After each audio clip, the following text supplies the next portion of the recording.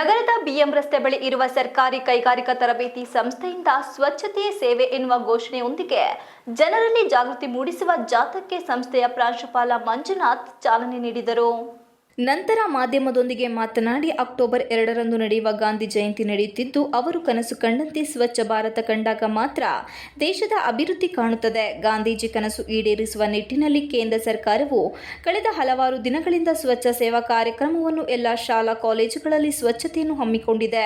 ಯುವಕರಲ್ಲಿ ಹೆಚ್ಚು ಸ್ವಚ್ಛತೆ ಬಗ್ಗೆ ಜಾಗೃತಿ ಮೂಡಿಸಬೇಕು ಎನ್ನುವ ಉದ್ದೇಶ ಇದಾಗಿದೆ. ಕಳೆದ ಒಂದು ವಾರದಿಂದ ಈ ಕಾರ್ಯಕ್ರಮ ಏರ್ಪಡಿಸಲಾಗಿದೆ. ಮಕ್ಕಳಲ್ಲಿ ಸ್ವಚ್ಛತೆ ಬಗ್ಗೆ ಅರಿವು ಮೂಡಿದರೆ ಮಾತ್ರ ದೇಶದ ಅಭಿವೃದ್ಧಿ ಸಾಧ್ಯವಾಗುತ್ತದೆ ಎಂದು ಹೇಳಿದರು.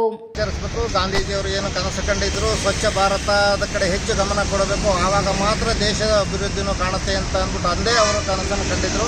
ಆ ಒಂದು ಕನಸನ್ನು ಈಡೇರಿಸಬೇಕು ಅನ್ನೋ ಒಂದು ಉದ್ದೇಶದಿಂದ ಕೇಂದ್ರ ಸರ್ಕಾರ ಏನು ಒಂದು ವಾರದಿಂದ ಸ್ವಚ್ಛತಾ ಸೇವಾ ಅನ್ನೋ ಒಂದು ಕಾರ್ಯಕ್ರಮವನ್ನು ಎಲ್ಲ ಶಾಲಾ ಕಾಲೇಜುಗಳಲ್ಲಿ ಮತ್ತು ಪಾರಂಪರಿಕ ಕಟ್ಟಡಗಳನ್ನು ಸ್ವಚ್ಛ ಮಾಡೋದು, ನದಿಗಳನ್ನು ಸ್ವಚ್ಛ ಮಾಡುವಂಥದ್ದು, ಯುವಕರಲ್ಲಿ ಈ ಒಂದು ಅಭಿಮಾನ ಜಾಸ್ತಿ ಬರಬೇಕು ಅನ್ನೋ ಒಂದು ಉದ್ದೇಶದಿಂದ ಒಂದು ವಾರದಿಂದ ಈ ಕಾರ್ಯಕ್ರಮವನ್ನು ಹಮ್ಮಿಕೊಂಡಿದ್ದು.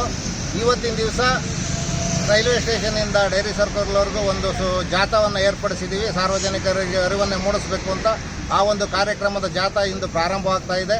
ಮಕ್ಕಳಲ್ಲಿ ಈ ಒಂದು ಸ್ವಚ್ಛತೆ ಬಗ್ಗೆ ಅರಿವನ್ನು ಮೂಡಿದರೆ ಮಾತ್ರ ಅವರು ದೇಶವನ್ನು ಒಂದು ನಿರ್ಮಲವಾಗಿ ಕಾಣೋದಕ್ಕೆ ಸಾಧ್ಯ ಆಗುತ್ತೆ. ಅದು ಯುವಕರಲ್ಲಿ ಮಾತ್ರ ಸಾಧ್ಯ. ಯುವಕರಲ್ಲಿ ಅರಿವು ಮೂಡಬೇಕು ಅನ್ನೋ ಒಂದು ಉದ್ದೇಶದಿಂದ ಈ ಒಂದು ಜಾಥಾವನ್ನು ಇವತ್ತು ಏರ್ಪಡಿಸಿದ್ದೀವಿ ಸಂಸ್ಥೆ ವತಿಯಿಂದ. ನಾನು ಮಂಜುನಾಥ್, ಪ್ರಾಂಶುಪಾಲರು, ಸರ್ಕಾರಿ ಕೈಗಾರಿಕಾ ತರಬೇತಿ ಸಂಸ್ಥೆ, ಹಾಸನ.